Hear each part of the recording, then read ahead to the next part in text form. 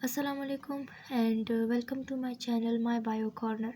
आज का जो हमारा टॉपिक है वो है होम्योस्टेसिस के बारे में। होम्योस्टेसिस का मतलब क्या है? होम्योस्टेसिस हमारे पास दो वर्ड से मिलकर बना है। Homeo means same and stasis means static या फिर कांस्टेंट, यानी कि बॉडी के इंटरनल एनवायरनमेंट को कांस्टेंट रखना, सेम रखना। इस प्रोसेस को हम होम्योस्टेसिस कहते हैं। यानी कि एक एनिमल्स या ह्यूमंस जो होते हैं इनके पास दो एनवायरनमेंट होते हैं, एक इंटरनल और एक एक्सटर्नल। ठीक है, एक्सटर्नल तो वो हो गया जिसमें वो एनिमल जो है या ह्यूमन जो है जो वो रह रहा है। ठीक है, और इंटरनल एनवायरनमेंट उसके बॉडी का जो इंटरनल एनवायरनमेंट है, ठीक है, ये आ जाता है। सो अगर हम इसकी डेफिनेशन को देखें तो लिखा हुआ है कि any self regulating process by which biological systems tend to maintain stability while adjusting to conditions that are optimal for survival. यानी कि हमारे अपने बायोलॉजिकल सिस्टम्स के वो प्रोसेस, वो सेल्फ रेगुलेटिंग प्रोसेस जो हमारे पास स्टेबिलिटी मेंटेन करें, ठीक है, उस कंडीशंस तक, यानी कि जिसमें सर्वाइवल हो सकती है, ठीक है, उस एनिमल की या ह्यूमन की, यानी कि optimal, that are optimal for survival. ठीक है, सिंपल वर्ड्स में अगर देखें तो होम्योस्टेसिस जो हमारे पास कोई भी हमारे पास बॉडी में चेंज आ गई या डेविएशन आ गई, सो बॉडी की स्टेबिलिटी को मेंटेन रखने के प्रोसेस को हम क्या कहते हैं? होम्योस्टेसिस कहते हैं। ये इसकी सिंपल डेफिनेशन थी। अब हमारे पास होम्योस्टेसिस होती किस तरह है, ठीक है, मैकेनिज्म इसका क्या है? सो होम्योस्टेसिस जो है हमारे पास वो तीन जो है इसके कंपोनेंट्स हैं। नंबर 1 हमारे पास रिसेप्टर है, ठीक है, जो सेंसर भी इसको हम कहते हैं। नंबर 2 हमारे पास कंट्रोल सेंटर है जिसको हम इंटीग्रेटिंग सेंटर भी कहते हैं। और थर्ड वन जो है हमारे पास वो है इफेक्टर। ठीक है, अगर हम अपने ह्यूमंस की बॉडी में ले लें तो हमारे पास सारे जो हमारे बॉडी के प्रोसेसेस हैं वो कौन कंट्रोल करता है? हाइपोथैलेमस कंट्रोल करता है। ठीक है, हमारा टेम्परेचर हो गया, ब्लड प्रेशर हो गया, वाटर कंटेंट हो गया, जो भी हमारे पास सारी चीज़ें जो है वो हाइपोथैलेमस कंट्रोल करता है। ठीक है, सो हमारी बॉडी में जो कंट्रोल सेंटर का जो काम कर रहा है वो हाइपोथैलेमस कर रहा है। ठीक है, अब होम्योस्टेसिस में होता क्या है कि फॉर एग्जांपल एनवायरनमेंट से एक स्टिमुलस मिला रिसेप्टर को। रिसेप्टर क्या चीज़ है? यानी कि वो कंपोनेंट जो कि इंफॉर्मेशन को रिसीव करें। ये क्या करते हैं? It receive the information. ठीक है, ये इंफॉर्मेशन को रिसीव करते हैं। रिसेप्टर्स ने क्या किया कि इंफॉर्मेशन को रिसीव किया। ठीक है, वो कोई भी स्टिमुलस हो सकता है हमारे पास, इट कुड बी एनीथिंग। इसके रिसेप्टर ने क्या किया कि वो इंफॉर्मेशन इसने कंट्रोल सेंटर तक पहुंचाई। ये कंट्रोल सेंटर जो है हमारे पास ब्रेन, स्पाइनल कॉर्ड, हाइपोथैलेमस इस तरह के हो सकते हैं। ठीक है, कंट्रोल सेंटर क्या करता है कि ये इंफॉर्मेशन को इंटीग्रेट करता है। ठीक है, इंटीग्रेट द इंफॉर्मेशन, इंटीग्रेट या फिर प्रोसेस द इंफॉर्मेशन, एक ही मतलब है। ठीक है, इंफॉर्मेशन को प्रोसेस किया इसने और फिर इसने क्या किया? इफेक्टर को सिग्नल किया कि अब आप एक रिस्पॉन्स शो करें। इफेक्टर क्या करेगा कि ये हमारे पास जो इंफॉर्मेशन इंटरप्रेट हुई है उसका रिस्पॉन्स देगा। ठीक है, यानी कि एनवायरनमेंट से एक स्टिमुलस मिला, कोई इन्फॉर्मेशन रिसीव हुई, वो जो है हमारे पास कंट्रोल सेंटर तक गई, वहाँ पर इंफॉर्मेशन प्रोसेस हुई और हमारे पास क्या प्रोड्यूस हुआ? रिस्पॉन्स प्रोड्यूस हुआ। यानी कि फॉर एग्जांपल अगर सिंपल एग्जांपल हम देख लें एक लैब इंक्यूबेटर की। ठीक है, इंक्यूबेटर जिसमें कल्चरिंग वगैरह हमारे पास होती है। ठीक है, इसका एक टेम्परेचर सेट पॉइंट है, फॉर एग्जांपल वो 37 डिग्री सी है। ठीक है, एक टेम्परेचर सेट पॉइंट है इसका। अब अगर हमारे पास ये टेम्परेचर जो है ये हमारे पास कम हो गया है, ठीक है, यानी कि इससे डेविएट कर गया है, कम हो गया है इससे, सो लैब जो इंक्यूबेटर है उसमें हमारे पास जो रिसेप्टर का काम करेगा वो होगा थर्मोमीटर। ठीक है, थर्मोमीटर लगा होगा इस इंक्यूबेटर में।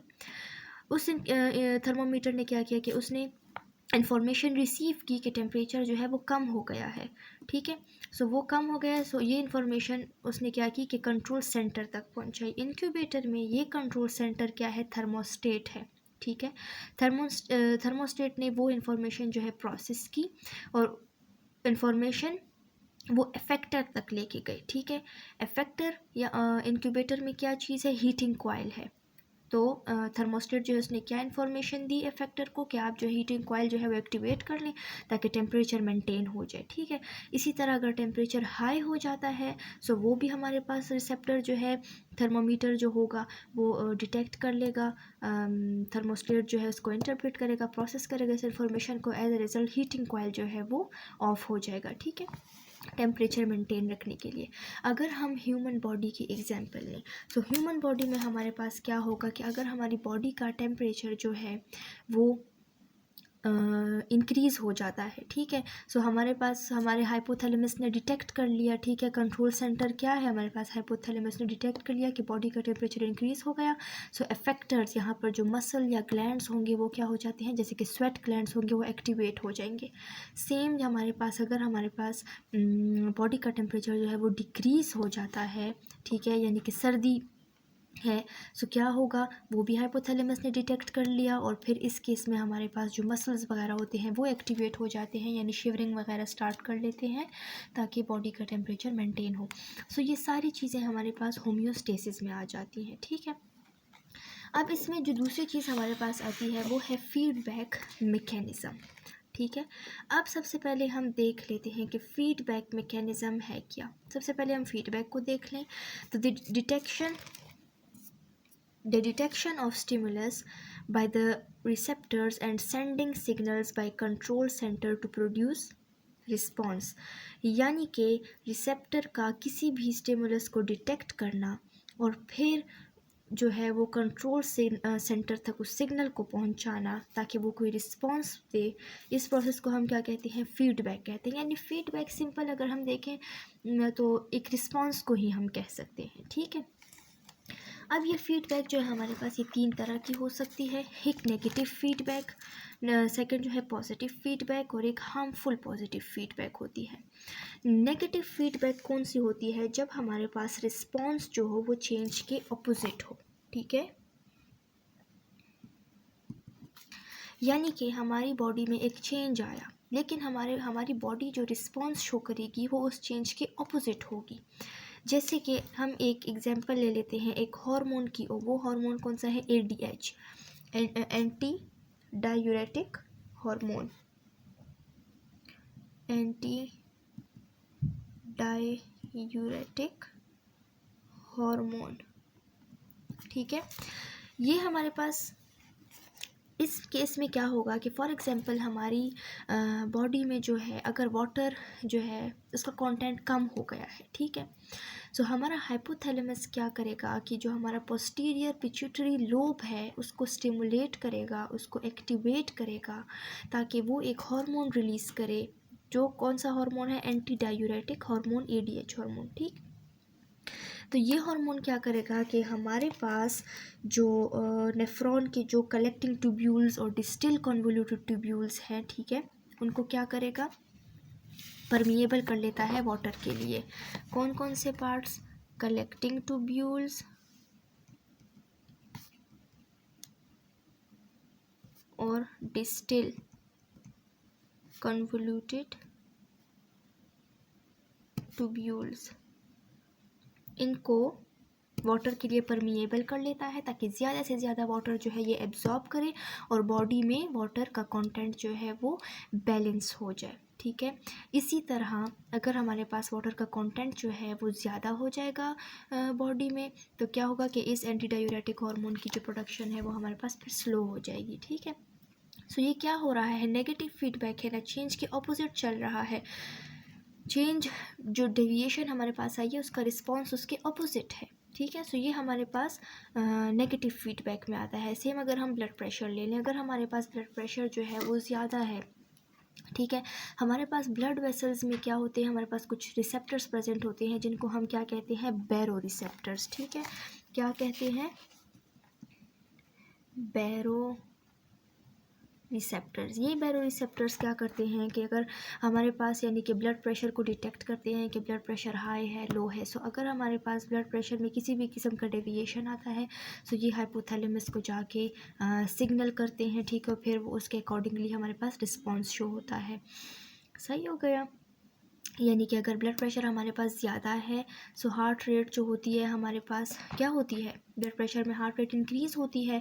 वैसोडाइलेशन हमारे पास हुई होती है, ब्लड वेसल्स डायलेट होते हैं, ठीक है। सो फिर हमारे पास बॉडी उसके अकॉर्डिंगली जो है रिस्पॉन्स शो करती है ताकि ब्लड प्रेशर मेंटेन हो जाए।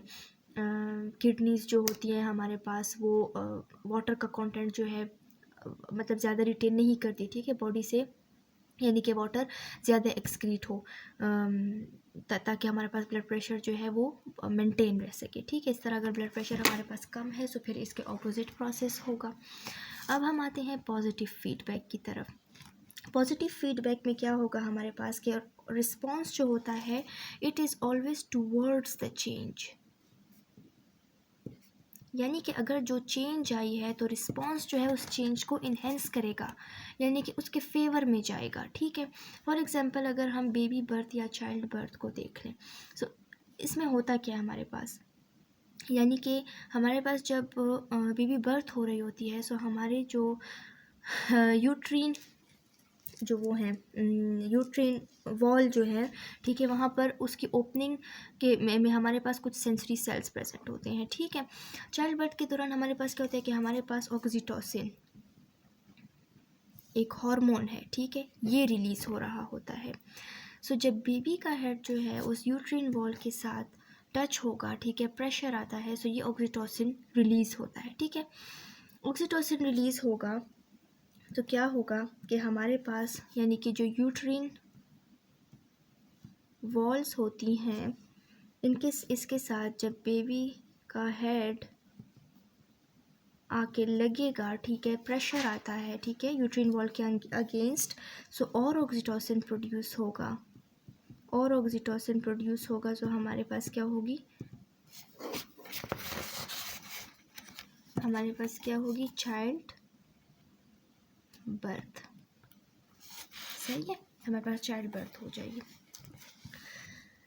ठीक है। या फिर अगर हम प्लेटलेट्स की मिसाल लें, सो अगर कोई ज़ख़म वगैरह आ जाता है, सो उस जगह पर अचानक से प्लेटलेट्स की एक्यूमुलेशन, ठीक है, या वहाँ पर प्लेटलेट्स जमा होने शुरू हो जाते हैं, ठीक है। सो ये क्या है, उस चेंज के फेवर में एक चीज़ जा रही है, ठीक है। सो ये फीडबैक पॉजिटिव फीडबैक मैकेनिज़्म है, ठीक है।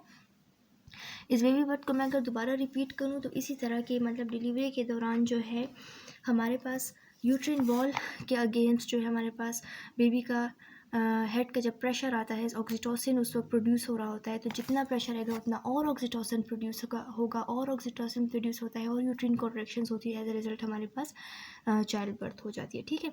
सो ये उस चीज़ के फेवर में जा रही है, ठीक है, ये फीडबैक उसके फेवर में जा रहा है, सो ये पॉजिटिव फीडबैक में आ गया। अब हम आते हैं हार्मफुल पॉजिटिव फीडबैक।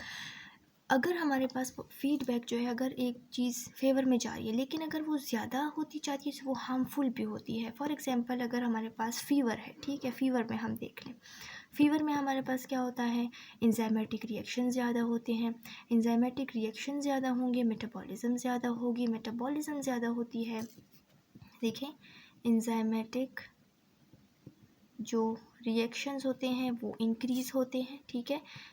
ये एंजाइमेटिक रिएक्शन इंक्रीज़ होंगे, मेटाबॉलिज्म इंक्रीज़ होगी, मेटाबॉलिज्म इंक्रीज़ होगी, हमारे पास टेम्परेचर इंक्रीज़ होगा, बॉडी का टेम्परेचर इंक्रीज़ होगा। अब जितना इंक्रीज़ अगर एक जो एक सेट पॉइंट से अगर ज़्यादा इंक्रीज़ हो जाता है तो क्या होगा कि एंजाइम वगैरह डीनेचर होंगे और डीनेचर होंगे तो ऑब्वियसली जो पर्सन होगी उसकी डेथ कॉज हो जाएगी, ठीक है, डेथ कॉज हो जाएगी। इसी तरह अगर हम कार्बन डाइऑक्साइड को देख लें, अगर एक पर्सन है वो एक ऐसे इन्वायरमेंट में सांस ले रहा है जहाँ पर कार्बन डाइऑक्साइड ज़्यादा है, तो जितनी वो कार्बन डाइऑक्साइड इनहेल करेगा उतना ही उसको सांस का प्रॉब्लम होगा, वो और तेज़ तेज़ सांस लेगा, ठीक है, जितनी वो तेज़ी से सांस लेगा उतने ही ज़्यादा उसके अंदर और कार्बन डाइऑक्साइड जो है उसकी इनहेलेशन होगी और एज अ रिज़ल्ट क्या होगी कि कार्बन डाइऑक्साइड बॉडी में ज़्यादा होगी तो हमारे पास डेथ कॉज हो जाएगी, ठीक है। सो ये एक हार्मफुल पार्ट था हमारे पास पॉजिटिव फीडबैक का। ये सारा जो था हमारे पास ये होम्योस्टेसिस के बारे में था। अगर आपको वीडियो अच्छी लगी हो तो ज़रूर लाइक और सब्सक्राइब कीजिएगा, और आज के लिए इतना ही। Thank you.